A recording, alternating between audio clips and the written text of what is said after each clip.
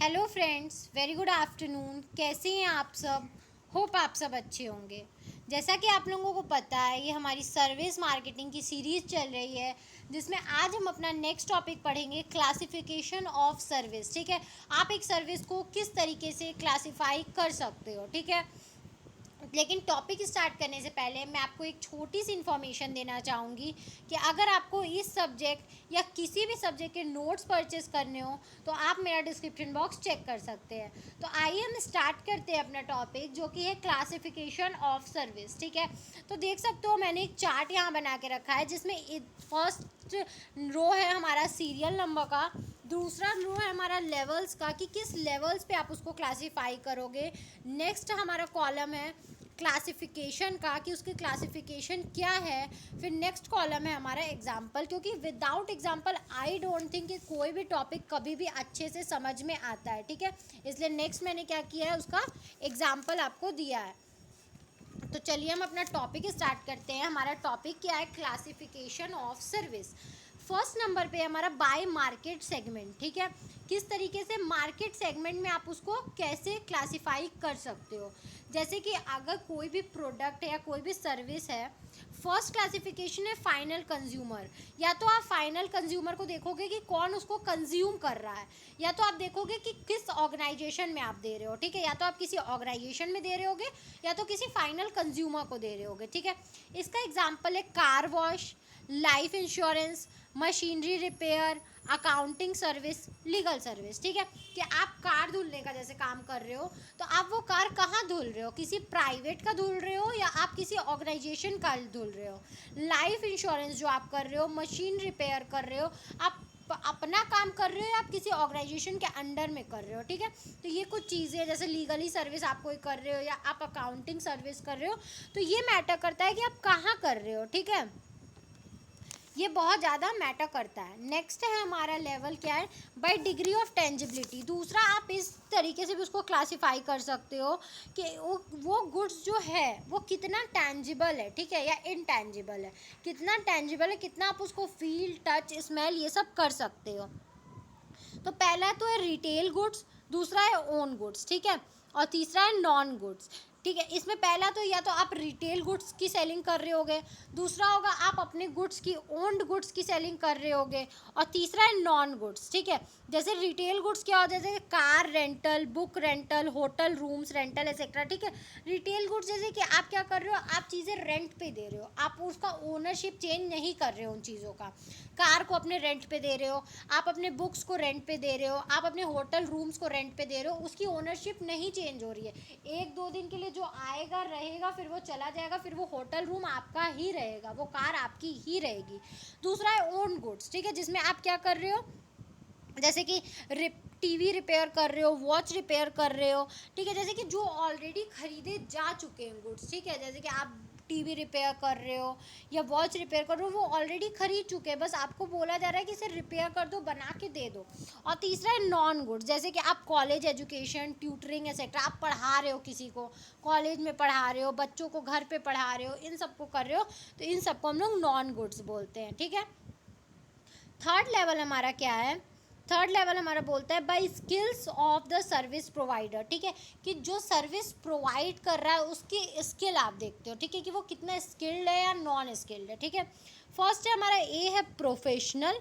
ठीक है, ए ही है कि वो प्रोफेशनल हो। ठीक है, प्रोफेशनल है जैसे medical services, legal services, accounting services, tax driving, uniformed security, shoe shining. ठीक है, ये सब चीज़ें जैसे जो मेडिकल सर्विसेज प्रोवाइड कर रहा हो, लीगल सर्विसेज, तो ये सब क्या होती है? ये सब इन चीज़ों में प्रोफेशनल होते हैं। तो इन चीज़ों में भी आप क्या कर सकते हो? सर्विस को क्लासिफाइड कर दो कि he is a lawyer, he is a doctor, he is a CA, he is a medical service, she is a DM, she is in sub inspector. आप इस तरीके से चीज़ों को क्या कर सकते हो? क्लासिफाई कर सकते हो।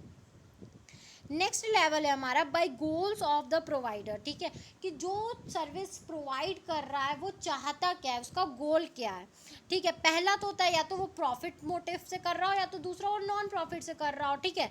जैसे airlines, insurance firms, universities, library, museum, postal services, कि वो किस चीज़ से कर रहे हैं, ठीक है। अगर कोई म्यूजियम आपने खोल के रखा है, आपका मेन मोटिव क्या है, प्रॉफिट कमाना, कि इसमें जो भी आएगा मैं टिकट लूँगी तभी दिखाऊंगी। दूसरा हो सकता है कि आपको प्रॉफिट ना कमाना, आपको लोगों में नॉलेज बांटनी हो, ठीक है। जैसे लाइब्रेरी किसी ने खोला है तो आपने फ्री ऑफ कॉस्ट कर दिया, तो आप उसका गोल भी देखोगे कि एक्चुअली में वो चाहता क्या है उस चीज़ों से, ठीक है।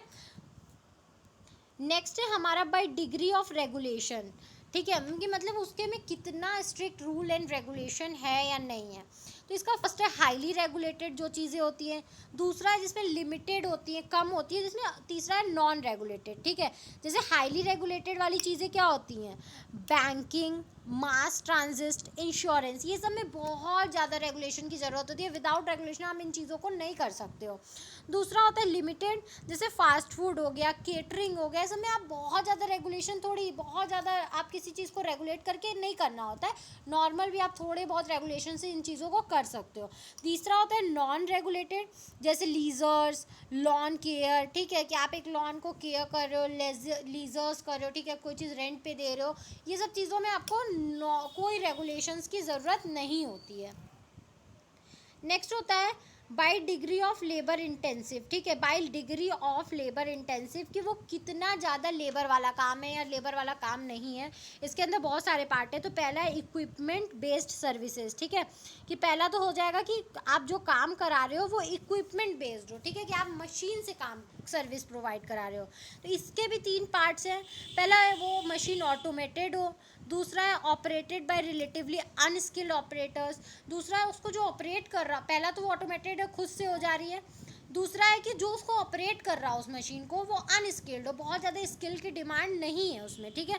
तीसरा है ऑपरेटेड बाय स्किल्ड ऑपरेटर्स, ठीक है, तीसरा है कि उस मशीन को ऑपरेट जो कर रहा है वो भी हमें स्किल्ड चाहिए, ठीक है। ऑटोमेटेड क्या होता है, जैसे कि कार वॉश, वेंडिंग मशीन, ठीक है, ये सब जो होती है automated, car machine, vending machine, ये सब ऑटोमेटेड होती है, खुद से हो जाती है, ठीक है।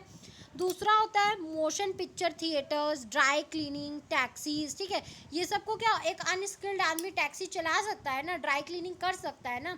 तीसरा होता है स्किल्ड ऑपरेटर, जैसे airlines, computer time sharing, airlines में जो पायलट होगा वो स्किल्ड होगा, ठीक है, एरोप्लेन जो चला रहा है वो स्किल्ड होगा, ठीक है। ये नेक्स्ट है पीपल बेस्ड सर्विस, के जो लोग कर रहे हो सर्विस, तो इसमें भी होता है अनस्किल्ड लेबर और प्रोफेशनल्स, ठीक है। अनस्किल्ड जैसे कि गार्ड्स, क्लीनिंग सर्विसेज, ये सब जो हो गए, और प्रोफेशनल्स में क्या होता है, जैसे लॉयर और अकाउंटेंट्स, ये सब प्रोफेशनल होते हैं। अनस्किल्ड लेबर क्या होते हैं, जिनको पढ़े लिखे नहीं होते, आप उनसे काम करा सकते हो, लेकिन गार्ड्स होते हैं, गार्ड्स में आपको पढ़े लिखे की ज़रूरत है, कोई चोर आएगा तो वो इससे इंग्लिश में तो बात करेगा नहीं ना। क्लीनिंग सर्विसेज, आप उससे क्या कर सकते हो, घर वर साफ़ करा सकते हो, अपने कपड़े साफ़ करा सकते हो, कुछ भी करा सकते हो। प्रोफेशनल्स क्या क्या होते हैं, जैसे कि लॉयर्स, अकाउंटेंट, ये सब उस काम में बहुत प्रोफेशनल होते हैं, इनको उस बात की पूरी नॉलेज होती है, इनके पास उसकी डिग्री होती है। और तीसरा होता है हमारे skilled labours, skilled labour plumbing repairs, appliances repairs, ठीक है, मतलब उनको नॉलेज के साथ साथ, ठीक है, उनको उस चीज़ की नॉलेज हो। अगर कोई चीज़ रिपेयर करना होता है तो आप किसको बुलाते हो, आप उसको बुलाते हो जिसको उस मशीन के बारे में पता हो, जिसको स्किल्ड हो, ठीक है। तो आप इसे इंजीनियर को बुलाओगे, किसी को बुलाओगे, तो एक होते हैं स्किल्ड लेबर्स, ठीक है, जो रिपेयरिंग का काम करते हैं कोई भी अप्लाइंसेस के। फिर नेक्स्ट है bye degree of customer contact, कि आप जो सर्विस प्रोवाइड कर रहे हो उसमें कितना कस्टमर कांटेक्ट है या नहीं है। तो दूसरा है, एक तो है हाई कांटेक्ट जिसमें बहुत ज़्यादा कांटेक्ट होता है, दूसरा होता है लो कांटेक्ट। हाई कांटेक्ट वाले क्या होते हैं, जैसे यूनिवर्सिटी, एयर ट्रैवल, होटल। आप यूनिवर्सिटी में पढ़ा रहे हो तो आपको, हाँ, अपने कस्टमर्स से, जो भी आपके स्टूडेंट्स हैं उनसे आपको इंटरेक्ट करना ही होगा। नेक्स्ट है लो कांटेक्ट, जैसे लॉन केयर, ऑटोमेटेड कार, ठीक है, ये सब जो है इसमें आपको बहुत ज़्यादा कांटेक्ट करने की ज़रूरत नहीं है, ये सब अपने से होते हैं। फिर नेक्स्ट है according to the nature of service action, ठीक है, कि उसका नेचर क्या है, जो सर्विस आप प्रोवाइड कर रहे हो वो किस नेचर का है, टेंजिबल है, इनटेंजिबल है, ये देखना, ठीक है। तो टेंजिबल एक्शंस क्या होते हैं, फर्स्ट इसका होता है service directed towards the body of the people, ठीक है। टेंजिबल क्या होता है कि आप जो सर्विस दे रहे हो वो डायरेक्टली आप पीपल को दे रहे हो। दूसरा होता है service directed eight physical possession, ठीक है। जैसे कि जो भी आप लोगों को दे रहे हो, जैसे health care, restaurants, passenger transportation, ये आप लोगों को डायरेक्ट दे रहे हो, ठीक है, ये सर्विसेज। और ये क्या होता है फिजिकल पोजीशन में, जैसे freight transport, laundry, dry cleaning, retail distribution. इसमें क्या है, आपने एक उसका लेके रखा है, ठीक है, आप ड्राई क्लीनिंग का काम कर रहे हो तो आप क्या कर रहे हो, काम कर रहे हो, ठीक है, आप उसके कुछ काम कर रहे हो, आप डायरेक्टली इंसान में कोई चेंजेस नहीं ना कर रहे हो, यही होता है। इंटेंजिबल एक्शंस क्या क्या होते हैं, services direct at people's mind, आप जो सर्विस दे रहे हो वो डायरेक्टली इंसान के माइंड में दे रहे हो, ठीक है, आप सिर्फ उसको बता रहे हो, वो सुन रहा है। और services directed eight intangible assets, या तो दूसरा क्या होता है, आप उसके एसेट्स पे कोई सर्विस प्रोवाइड कर रहे हो, जैसे कि जो लोगों के माइंड को इफेक्ट करे वैसे सर्विसेज क्या होती है, जैसे एडवर्टाइजिंग हुआ, आप कहीं पोस्टर लगाए हो, होर्डिंग लगाए हो अपना, तो लोग देखेगा, समझ लेगा निरमा साबुन बहुत अच्छा है, ऐसे में निरमा खरीदना है। आर्ट हो गया, एंटरटेनमेंट हो गया, एजुकेशन हो गया, ये लोगों को सिर्फ दिमाग में दिया जा सकता है। आप इसको कहीं पे क्या करोगे, कोई चीज़ नहीं है जिसको आप चेंज कर दो, ठीक है, आप लोगों को बताओगे, उसको सुनना होगा तो अच्छा है, अगर वो सीखता है तो अच्छा है, अदरवाइज कोई दिक्कत नहीं है। और सर्विस ऐसी क्या जो एड्स पे हो, जैसे कि accounting, banking, legal services, insurance, ये सब चीज़ क्या आप चीज़ों में बदलाव कर रहे हो, ठीक है। नेक्स्ट होता है based on consumers employees presence during the service, ठीक है।